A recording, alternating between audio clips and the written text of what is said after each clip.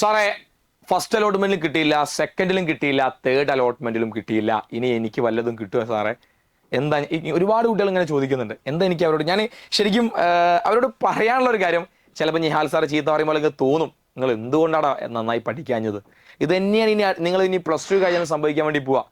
ഇത്രയും ഇത് ശരിക്കും നിങ്ങളൊരു പാഠമാക്കി എടുക്കുകയാണെങ്കിൽ നിങ്ങൾ ലൈഫിൽ വിജയിക്കും. അതായത് ഞാൻ കൃത്യമായി ഇതിൽ പഠിക്കാത്തതുകൊണ്ട് ഞാൻ ഇവിടെ സ്ട്രഗിൾ ചെയ്യാണ് ഒരു അഡ്മിഷൻ കിട്ടാതെ.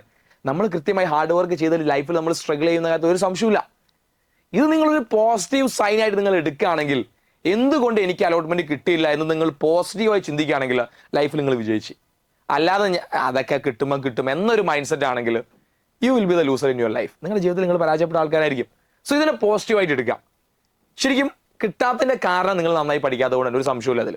മെജോറിറ്റി ഞാൻ വേറെ ചില കാര്യങ്ങളൊക്കെ അതൊക്കെ മാറ്റി തന്നെ മെജോറിറ്റി കുട്ടികളും കിട്ടാത്ത, അതായത് 60-70% മാർക്കുള്ള കുട്ടികൾ കിട്ടാത്ത കാര്യം നിങ്ങൾ കൃത്യമായി പഠിക്കാത്തതുകൊണ്ടാണ്. നിങ്ങൾ A+ എണ്ണം കുറഞ്ഞുകൊണ്ടാണ് അഡ്മിഷൻ കിട്ടാത്തത്. അതൊരു യാഥാർത്ഥ്യം നിങ്ങൾ മനസ്സിലാക്കണം. പ്ലസ് ടു ഇനി അഡ്മിഷൻ കിട്ടി കഴിയുമ്പോൾ അതൊക്കെ നിങ്ങൾ മാറ്റി നന്നായി പഠിക്കാൻ നിങ്ങൾ തയ്യാറാകാം. ഓക്കെ, അപ്പോൾ ഇനി ഇതുവരെ കിട്ടാത്ത കുട്ടികൾക്കുള്ള സപ്ലിമെന്ററി അലോട്ട്മെന്റ് ആണ്. സപ്ലിമെന്ററി അലോട്ട്മെന്റിനെ പറ്റി ആർക്കൊക്കെ സപ്ലിമെന്ററി അലോട്ട്മെന്റിൽ അപേക്ഷിക്കാൻ സാധിക്കും ശ്രദ്ധിച്ചോ.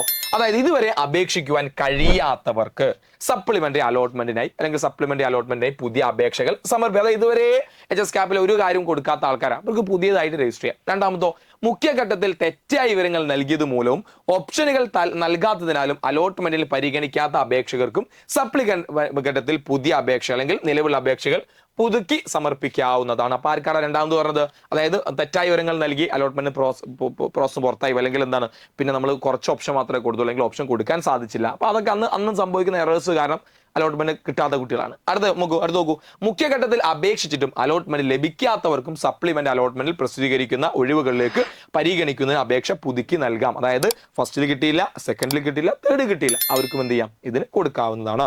ഇനി മുഖ്യ ഘട്ടത്തിൽ അലോട്ട്മെന്റ് ലഭിച്ചിട്ടും തെറ്റായ വിവരങ്ങൾ അപേക്ഷയിൽ ഉൾപ്പെടുത്തിയതിനാൽ പ്രവേശനം നിരാകരിക്കപ്പെട്ടവർക്ക് ഈ അവസരം തെറ്റുതിരുത്തി അപേക്ഷ പുതുക്കി സമർപ്പിക്കാവുന്നതാണ്. തുടർന്ന് അലോട്ട്മെന്റുകൾ വേക്കൻസി നോട്ടിഫിക്കേഷൻ മുഖ്യഘട്ട പ്രവേശന സമയ പരിധിക്ക് ശേഷം വെബ്സൈറ്റിൽ പ്രസിദ്ധീകരിക്കുക. അതായത് ഈ പറഞ്ഞ ജൂൺ 17 ശേഷം, അതായത് ജൂൺ 18 മുതൽ കൃത്യമായി എന്തിന്റെ നമ്മുടെ സപ്ലിമെന്റ് അലോട്ട്മെന്റുമായി ബന്ധപ്പെട്ട കാര്യങ്ങൾ HSCAP വെബ്സൈറ്റിൽ എന്തെങ്കിലും പ്രസിദ്ധീകരിക്കുന്നതായിരിക്കും. ആൻഡ് ഏറ്റവും ലേറ്റസ്റ്റ് അത് എപ്പം കിട്ടുന്നോ അത് അന്ന് തന്നെ നിങ്ങൾ വീഡിയോ ആയിട്ട് ഞാൻ നിങ്ങളിലേക്ക് എത്തിക്കുന്നതായിരിക്കും. സോ നമ്മുടെ ചാനൽ ആദ്യമായി കാണുന്ന ഒന്ന് സബ്സ്ക്രൈബ് ചെയ്യുക, നമ്മൾ വീഡിയോക്ക് ലൈക്ക് ചെയ്യുക, വേഗം നിങ്ങളുടെ ഫ്രണ്ട്സിന് ഈ വീഡിയോ ഒന്ന് ഷെയർ ചെയ്ത് കൊടുക്കുക. കിട്ടാത്ത കുട്ടികൾ നിങ്ങളുടെ ലാസ്റ്റ് സ്കൂളിലെ റാങ്ക് നിങ്ങൾ ഇപ്പം തന്നെ നിങ്ങളെ വെബ്സൈറ്റിൽ നോക്കുന്ന റാങ്ക് ഒന്ന് നോക്കി വെക്കുക. നിങ്ങൾ ആഗ്രഹിച്ച സ്കൂളിലൊക്കെ കിട്ടാൻ സാധ്യതയുണ്ടോ എന്ന് നിങ്ങളൊന്ന് ചെക്ക് ചെയ്യാം. പിന്നെ ഏത് സബ്ജക്റ്റാണ് നിങ്ങൾ ചൂസ് ചെയ്യുന്നത് നിങ്ങൾ ഒന്നുകൂടി തീരുമാനിക്കുക. ഇനി നിങ്ങൾ താഴെ കമന്റ് ചെയ്യുക, കിട്ടാത്ത കുട്ടികൾ ഏത് സബ്ജക്റ്റാണ് നിങ്ങൾ കിട്ടാൻ ആഗ്രഹിക്കുന്നത്, നിങ്ങളുടെ റാങ്ക് എത്രയാണെന്ന് കമന്റ് ചെയ്യുക. നമുക്ക് നോക്കാം, അതിന്റെ സാധ്യത നമുക്ക് നോക്കാം, കിട്ടാൻ സാധ്യതയുണ്ടോ എന്നുള്ളത്. അപ്പോൾ സപ്ലിമെന്ററി അലോട്ട്മെന്റ് വരുമ്പോൾ നിങ്ങൾ ആദ്യം മനസ്സിലാക്കേണ്ടത് ഏതൊക്കെ സ്കൂളിലാണ് ഒഴിവ് നിങ്ങൾ നോക്കി വെക്കുക. അതുപോലെ വെറുതെ തെറ്റുകൾ ഇനി സംഭവിപ്പിക്കരുത്, തെറ്റ് ഇനി സംഭവിക്കാൻ പാടില്ല.